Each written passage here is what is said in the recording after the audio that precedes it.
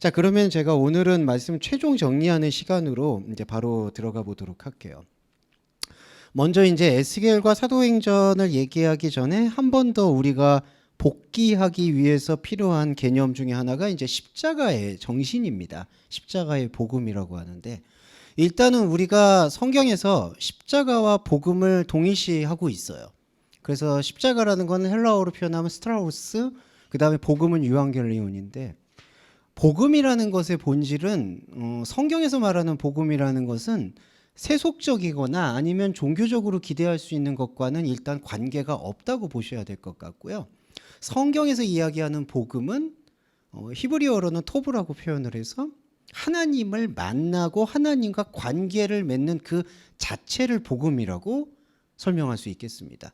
그래서 십자가와 복음을 이렇게 결합을 해보면 십자가와 복음일 때 복음은 하나님을 만나는 관계성. 그런데 십자가라는 것은 어떤 의미를 갖고 있냐면은 사람이 할 수 있는 행위의 마지막이라는 뜻을 갖고 있는 것 같아요. 그러니까 그것이 종교적이든 세속적이든 아니면 인간이 할 수 있는 어떠한 행동이든 인간이 할 수 있는 모든 행동의 결말에는 십자가가 있다. 그런데 그 십자가라는 것은 잘 아시겠지만은 하나님 아들 혹 하나님 그 자체가 사람에게 의해서 지워지는 것을 십자가라고 말하는 거죠. 그러니까 이거는 상당히 역설적인 건데, 복음이라는 거는 하나님을 만나는 수단인데, 그리고 하나님을 만나는 유일한 방법을 복음이라고 얘기하는데, 그 하나님을 만나는 유일한 복음이 십자가밖에는 없다는 건데, 십자가라는 것은 근원적으로 살펴보면 사람이 할 수 있는 어떠한 디자인이나 구상이나 생각이나 노력이나 의지나 감각이나 선천적인 것으로는 도달할 수가 없다는 것을 선포하는 게 바로 하나님 아들의 십자가 못 박힘이다. 이렇게 생각을 하는 게 십자가 복음의 제일 정수라고 할 수가 있겠습니다.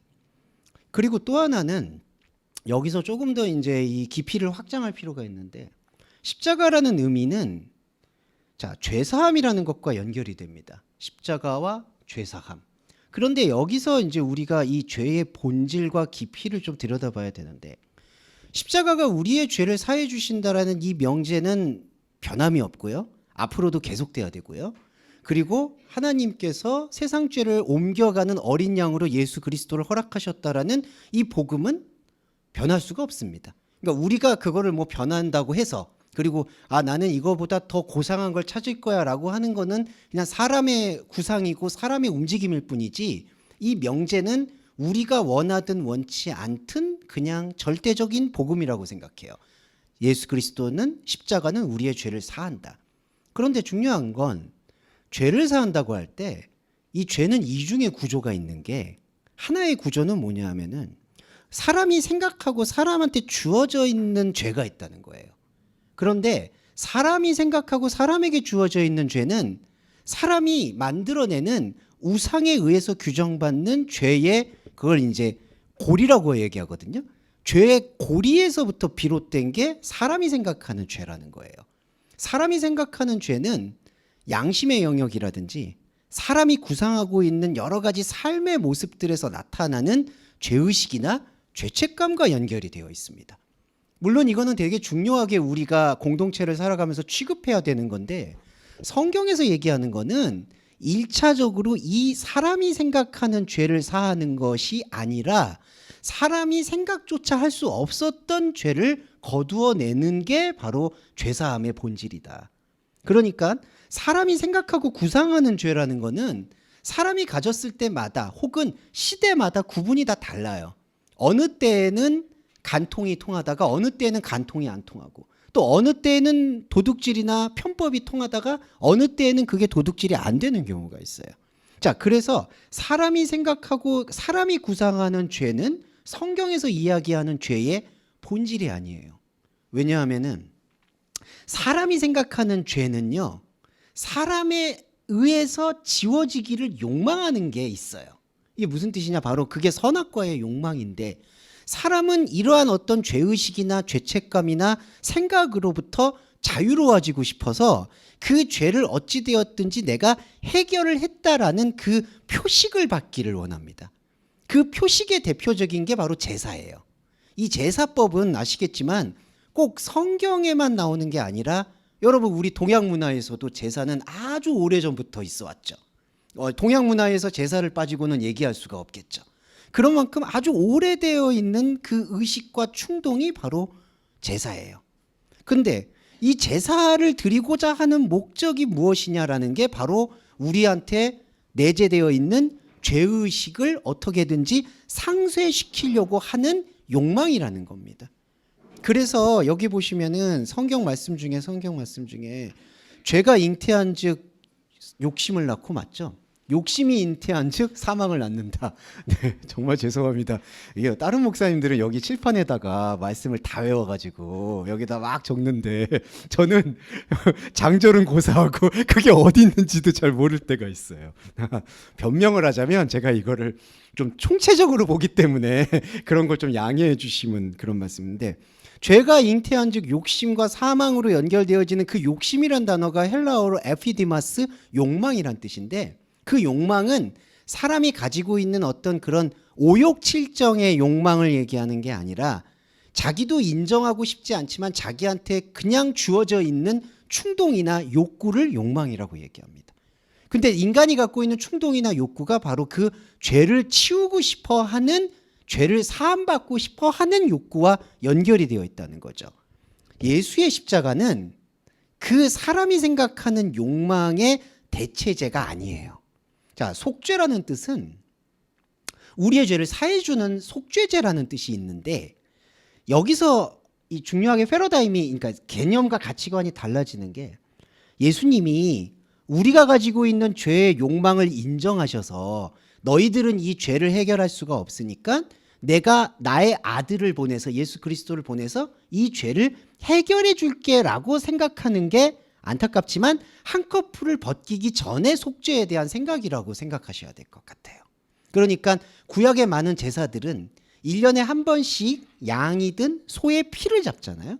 그 소의 피를 잡는 의식을 통해서 얻고자 하는 건 내가 죄의식이 있고 죄책감이 있는데, 혹은 죄책감을 떠나서라도 내가 잘 살고 싶다든지, 기복적으로 얘기하면, 그리고 뭔가 생사화복과 평안을 빌고 있는데, 죄의식이든 죄책감이든 생사화복을 비는 그런 마음들, 그런 마음들을 가지고 송아지나 양의 피를 잡았다는 거예요.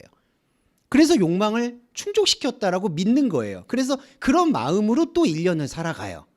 이게 참 아이러니하게도 우리 인간이 1년 농사를 지을 때, 농경사회에서도 추수 때나 그럴 때 또 제사를 지내죠. 그리고 또 1년을 넘기죠. 자, 그렇게 하는 것과 똑같은 게 바로 인간이 갖고 있는 죄에 대한 욕망이에요. 그런데 예수의 피가 이 죄에 대한 욕망을 대체해 줬냐? 이게 아니라는 게 신약에서 말하는 세상의 죄를 옮기는, 세상 죄를 지고 가는 하나님의 어린 양이라는 개념인 겁니다. 그래서 십자가를 다시 돌아와 볼까요? 십자가는 속죄제인데, 속죄제는 우리가 구상하고 있는, 인간이 구상하고 있는 죄의 욕망과 죄의 해결로서 예수의 피가 들어온 게 아니라, 예수의 십자가는 우리한테 뭘 깨우쳐 주냐면은 이렇게 죄사함을 받으려고 하는 우리의 생각이 죄다. 그러니까 죄를 사함 받으려고 했던 그 생각, 그게 죄라는 것을 예수님께서 십자가에 못 박히심으로써 우리한테 선포를 해주셨다라는 게 바로 십자가 곧 복음이다. 그래서 신구약 성경을 통틀어서 어떤 분들은 이 십자가의 복음을 약화하는 설교들도 많이 하게 되고 그런 접근들도 많이 하게 되는데, 신구약 성경에서 그리스도론이라고 얘기하는 것은 결국엔 궁극적으로 십자가입니다. 십자가의 복음을 우리가 추구할 수밖에 없고 그게 결정적인 포인트예요. 그런데 제일 중요한 거는, 그리고 제일 좀 표현이 격하게 말씀드리면 제일 영적 전쟁을 해야 되는 부분이 십자가 복음에 대한 바른 이해예요. 십자가 복음에 대한 바른 이해가 없으면 가장 밀접하게 맞닿아 있는 욕망의 배설물이 되어버리는 거예요. 예수님께서 내 죄 때문에 십자가에서 피를 흘리셨네. 자, 이 말 뜻은 맞아요. 그런데 무슨 죄였는지, 그리고 내가 어떤 거를 욕망했던 걸 어떻게 깨우쳐 주셨는지, 십자가의 역할이 무엇인지 그렇게 이해를 하셔야 된다는 겁니다. 그리고 이런 이해에서 하나 더 개념이 바뀌어야 되는 건, 십자가의 피를 보혈이라고 생각을 하시는데, 십자가의 피 자체는 큰 의미가 없다고 보셔야 돼요. 그러니까 우리가 애도와 추모의 의미로서 하나님의 아들이 거기서 피를 흘리신 것에 대해서는 충분히 가슴 아파하는 것, 이거는 당연한 거지만 중요한 거는 그때 흘린 피가 마치 구약에서 제사에서 송아지가 피를 흘린 것처럼 그 피로 인해서 사함을 받았다라는, 이게 바로 욕망이라는 거예요. 그러면 십자가의 피와 보혈이라는 뜻은 무엇이냐? 그때 보혈이란 얘기는 흘린 피를 말씀하는 게 아니라 예수의 십자가 복음이 내 안에서 정확하고 말씀에 관통해서 나를 꿰일 때 새로운 피가 흐르기 시작하는 거를 십자가 피, 십자가 복음이라고 얘기해야 되는 겁니다. 그러니까 우리가 찬송가를 부를 때 예수의 피로 내 죄를 씻었다, 단어 맞죠? 문장이 맞습니다. 틀리지 않아요. 그런데 중요하게 파고들어야 되는 거는 예수님의 피는 어떤 의미인가? 2000년 전에 흘리셨던 그 피의 의미를 얘기하는 게 아니라 예수의 복음으로 인해서 내가 하나님과 영적으로 소통할 수 있는 새로운 피를 수혈받았다, 이게 중요하다는 거예요. 그리고 감히 말씀드리면 지금 예배를 통해서 그 새로운 피에 저와 여러분은 필연적으로 약속으로 눈을 뜰 수밖에 없다는 거죠. 네, 이게 바로 영과 진리에서의 예배라고 보시면 좋겠습니다. 자, 그 말씀을 뜻으로 제가 에스겔과 사도행전을 정리를 해드릴 텐데, 이거는 말씀은 특별히 보지 않으시고 제가 그냥 설명을 드리고 집에서 이 말씀은 그냥 한번 복기하시면 좋을 것 같아요. 에스겔은 그러면은 십자가는 어떻게 또 이해를 하시냐면은 2000년 전에 역사적으로만 일어난 거를 십자가라고 얘기하느냐? 그렇지만은 않습니다. 자, 역사적으로 일어났던 예수님의 십자가라는 것은 우리가 현상적이고 혼적인 존재니까 이 혼적인 존재에게 역사적으로 증명을 해주시기 위해서 2000년 전에 예수가 그리스도가 돼서 오신 거고, 중요한 거는 그 이전에도 그리스도와 십자가는 존재했다는 거예요. 어떻게 존재했을까요? 구약 시절 에스겔 때 어떻게 존재했을까요? 중요한 건 에스겔이 십자가를 발견한 사람이에요. 무엇을 통해 발견했느냐?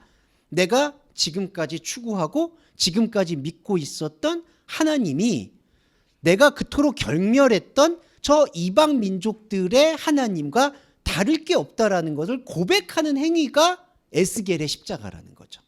그래서 아까 우리 집사님께서 잘 낭독해 주신 대로 끝났다, 끝이 났다, 그것이 왔다, 이렇게 표현하는 게 이스라엘 백성들이 율법을 잘 못 지키고 불순종했기 때문에 끝이 났다라는 걸 선포하는 게 의의가 있는 게 아니라, 에스겔이 자기의 모든 존재를 걸고 하나님 앞에 자기를 노출시켜 보니까 자기가 하고 있는 인간적인 모든 행동은 다 하나님 아들을 못 박는, 이 못 박는다는 거는 대적한다는 뜻이거든요. 하나님 아들을 못 박는 십자가 행위밖에는 없었구나라는 거를 고백하는 게 끝이 왔다라는 표현인 거예요. 그래서 계시록에서도 종말을 얘기하는 거는 바로 그 십자가를 선포하는 겁니다. 우리가 할 수 있는 여러 재반 행위로는 하나님을 만날 수도, 기쁘시게 할 수도, 감정적으로 교류할 수도 없다라는 그 완벽한 단절을 선언하는 게 구약의 모든 선지자들 혹은 아브라함, 요셉, 야곱, 그 사람들이 선포하는 십자가인 거예요. 그래서 우리가 십자가 복음을 구약을 통해서 이야기할 때에는 그분들의 우리가 믿음의 조상이라고 얘기하는 그분들의 여러 가지 믿음의 어떤 이야기들을 교훈 삼아 듣는 것은 오히려 최소화하시고, 그러니까 적용하고 큐티하는 방법은 최소화하시라는 거죠. 뭐 요셉이 총명했기 때문에 꿈을 잘 해석했기 때문에 대신이 됐다, 이런 이야기는 최소화 내려놓으시고, 요셉 안에서 십자가의 고백이 어떻게 흘러갔는가, 아브라함 안에서 십자가의 고백이 어떻게 흘러갔는가, 가장 중요한 건 이스라엘이나 유대 백성이나 오늘날 기독교인들도 정말 믿음의 조상이라고 일컫는 다윗이란 사람은 시편을 통해서 얼마나 처절하게 자기 안에 하나님이 없다라는 사실을 고백했는가를 주목하셔야 된다는 거죠. 이게 에스겔의 십자가입니다. 그러면서 43장에 보시면 이제 에스겔서 43장에 이 지극히 거룩한 번제를 드리는 방법론이 나와요. 근데 지난번에도 잠깐 소개를 드렸지만 이 지극히 거룩한 번제를 드리는 방법론의 영적인 핵심은 이 번제를 드리는 것 자체가 소중한 게 아니라 이 행위를 함으로써, 자, 요거는 잘 들어주세요. 이 에스겔이 이 번제를 드리거나 제사를 드리는 행위를 함으로써 이 행위 너머에 하나님의 음성이 존재한다라는 것을 확인하는 작업이라는 거예요. 자, 이게 좀 어렵지만 중요한 건데, 자, 우리는 그러면은 매번 매 순간 십자가를 발견하잖아요. 자, 그런데 사람의 또 하나의 욕망은 뭐가 있냐? 이게 이제 중요한 변곡점인데요.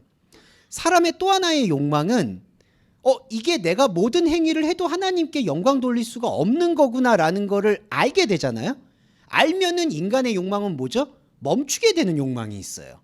왜 그러냐면은 사람은 다 그렇게 길들여져 있는 거예요.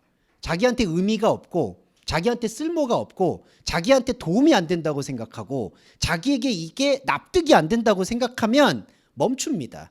그러니까 십자가를 딱 들었을 때 사람이 하나님을 향해서 돌릴 수 있는, 영광을 돌릴 수 있는 기쁜 게 아무것도 없구나, 이거를 깨우치게 되면 자기는 그걸 깨달았다라고 하죠. 근데 그 다음에 그 사람의 삶을 지배하는 게 뭐냐면은 그럼 난 더 이상 기도를 안 해도 되겠고 예배를 안 드려도 되겠고 종교가 없어도 되겠고 아무것도 안 살아도 되겠구나, 이렇게 가는 거예요. 이게 인간이 갖고 있는 두 번째 욕망인 거예요. 자기한테 의미가 없으면 하지 않으려고 하는 거예요. 근데 에스겔은 이거를 전환시켜서 우리 안에는 제사가 있다. 이 제사가 뭐죠? 우리의 기도입니다. 우리의 묵상이에요. 지금 여러분 이 영하 10도네요 지금.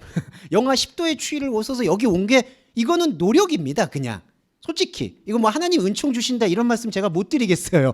영하 10도를 뚫고 여기 오셨으니까 주님께서 사업을 잘 되게, 이거 전혀 그런 말씀을 드리는 거는 안 됩니다. 설교자는 그런 말씀을 하면은 복음이 안 돼요. 그렇기 때문에 안타깝지만 다른 일로 제가 응원을 해드릴 테니까 그걸로는 축복받을 생각을 거두시고, 여기 오신 건 여러분의 노력이에요. 에스겔이 말하는 그게 번제예요. 자, 이 번제는 그런데 하나님한테 상달되는 번제가 아닌 거예요. 이게 아이러니하지만 요걸 잘 이해해 주시면, 여러분이 우리 집사님도 원주에서 오셨지만 원주에서 오신 노력을 하나님께서 가상히 여기시는 게 아니라는 거예요. 그걸 가상히 여기시면 정말 값싼 복음이 되는 거예요.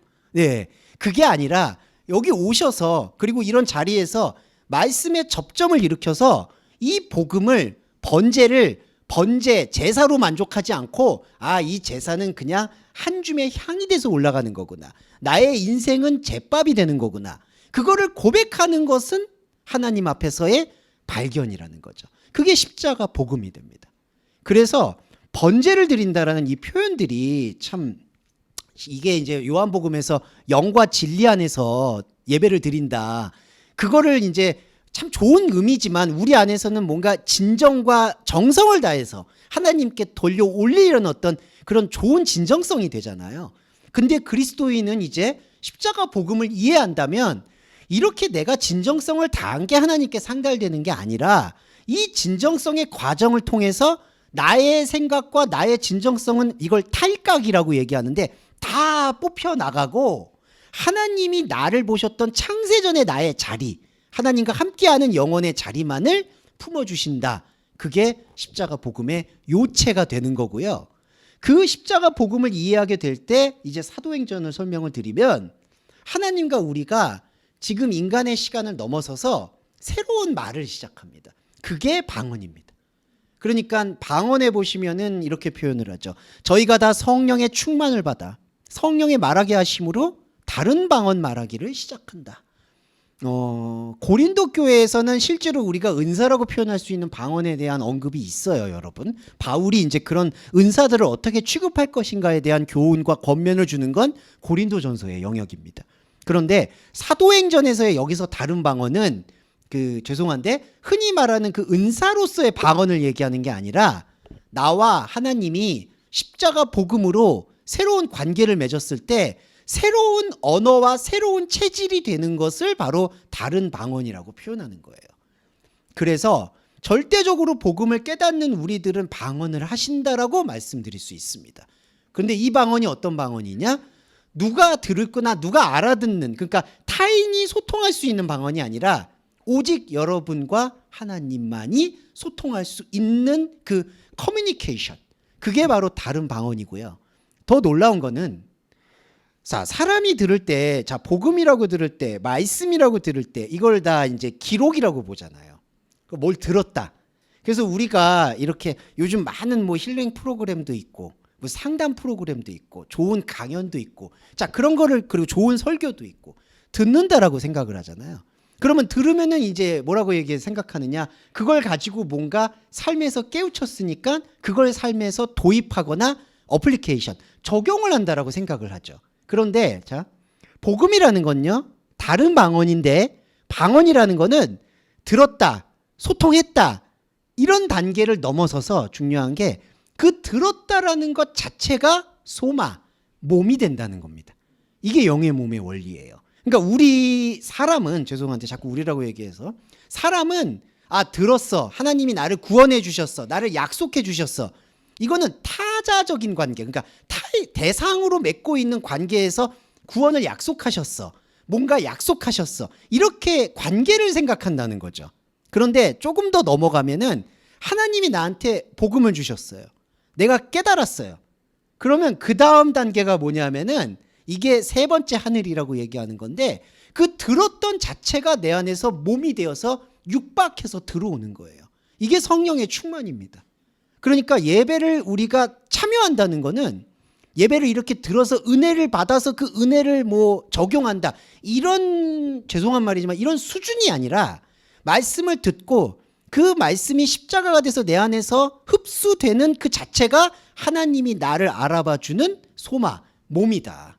그리고 이거를 교리적 용어로 말씀드리면 의롭다, 칭이라고 얘기하는 거예요. 의롭다. 그래서 이게 방언과 성령 충만이라는 얘기는 뭐냐면 나의 어떤 오감이 충만해졌다라는 얘기를 하는 게 아니라 나의 차원을 흘러 넘어서서 하나님의 차원에서의 몸이 되었다라는 그 이야기를 하고 있다는 거예요. 그리고 마지막으로 로마에서 26장 사도행전을 보시면 바울이 핍박은 이런 것이다 뭐 이렇게 얘기하고 있는 부분들이 나오는데 지난번에 사도행전에서도 말씀을 드렸지만 여러분들이 싸워야 되는 싸움은 어떤 면에서는 이중적이라고 말씀드릴 수 있어요. 첫 번째는 바울처럼 바울을 고소하거나 바울을 싫어하는 사람들이 있잖아요. 그런데 바울을 싫어하거나 바울을 고소하는 사람들이 바울이 지적하는 바는 뭐냐면 내가 복음을 이야기하기 때문에 싫어하는 게 아니라 복음 외의 환경 때문에 싫어한다고 얘기하는 거예요. 여기서 이제 그리스도인이 한 단계를 넘어가야 되는 건 우리가 흔히 이런 게 있죠. 내가 크리스찬으로 세상을 살아가니까 크리스찬으로서 세속적인 사람들이 나를 핍박하는 거야라는 그런 인식이 있어요. 물론 그런 부분들이 없지 않아 있겠지만 바울이 얘기하는 복음은 그게 아니라 세상 사람들과 내가 이해관계가 맞지 않기 때문에 자꾸 고소를 한다는 거예요. 그런데 이거는 복음의 본질이 아니라는 거예요. 그래서 바울이 얘기하는 복음의 본질은 이런 세속적인 움직임 혹은 종교적인 움직임과 무관하게 내가 내 안에서 하나님과 소통하고 그 몸이 되어지는 것을 스스로 지켜나가는 게 핍박이라고 여러분 생각하시면 되겠습니다. 그리고 마지막으로 말씀드릴게요. 그게 왜 핍박일까요? 십자가 복음을 이해하는 게 왜 핍박일까요? 결정적인 순간에 가서는 여러분 제가 이것을 저는 확신하는데 가장 정교하게 여러분께 소개해드린다라고 자부할 수 있어요. 십자가 복음에 대해서. 그런데 결정적으로 들었을 때 몸이 되는 거는 제가 아니라 집사님이세요. 제가 아니에요. 여기서는 제가 개입될 여지가 없어요. 그러면 이거는 자기 자신이 품어서 그 십자가를 끌고 가셔야 되는 거죠. 그렇기 때문에 그게 바로 핍박이고 고난이다. 외부에서 주는 거는 오히려 깜도 안 된다고 보셔야 돼요. 네.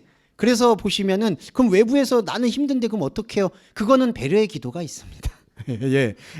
그냥 그런 기도도 하나님께서 저는 들어주실 거라고 당연히 생각을 해요. 왜냐하면 나의 외부, 몸, 관계, 경제적인 거 이거 힘들면 어려우니까. 근데 여러분들께서 당당히 구하시거나 추구하셔야 될 생명의 방향은 바로 십자가 복음의 방향이다. 근데 그 방향은 어떤 이렇게 외부하고 싸워서도 정들잖아요. 세상과 싸워서 얻어내고 이겨내는 이러한 어떤 레버리지, 이런 지렛대조차 없다.